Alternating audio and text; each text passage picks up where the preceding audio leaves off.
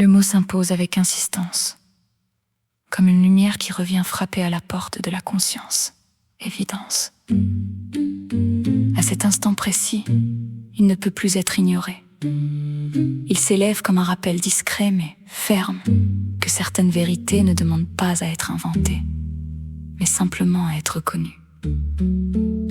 La présence de Dieu n'est pas cachée, elle est évidente dans la création qui respire l'ordre et la beauté, évidente dans les témoignages de vies transformées, dans les existences relevées, dans les destinées redressées, évidente dans les détails du quotidien, dans ces moments où l'inexplicable devient direction et où l'invisible devient presque tangible.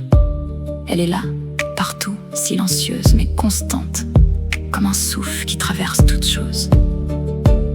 Et pourtant, l'homme passe à côté. Non parce que Dieu se cache, mais parce que l'attention se disperse. L'évidence devient banale, et ce qui devrait émerveiller devient ordinaire. Le cœur s'habitue, le regard s'éteint, et ce qui était lumière devient simple décor. Mais lorsque l'on s'arrête, lorsque l'on observe réellement, tout change. Chaque chose devient alors un signe. La nature parle, les expériences prennent un sens, les rencontres portent une empreinte. Même au-dedans de l'homme, dans ses pensées, dans ses luttes et dans ses relèvements, une présence se révèle, constante, fidèle, patiente. La véritable question n'est donc pas de savoir si Dieu est présent. Mais pourquoi l'homme hésite encore à s'attacher à lui, car face à tant d'évidence, l'indifférence devient une forme d'aveuglement. Comment ne pas s'approcher de celui qui se manifeste à chaque instant?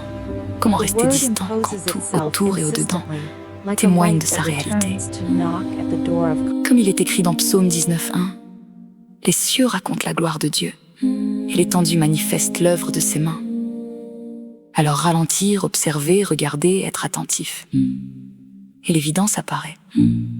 Qu'Étove l'Éternel est vivant.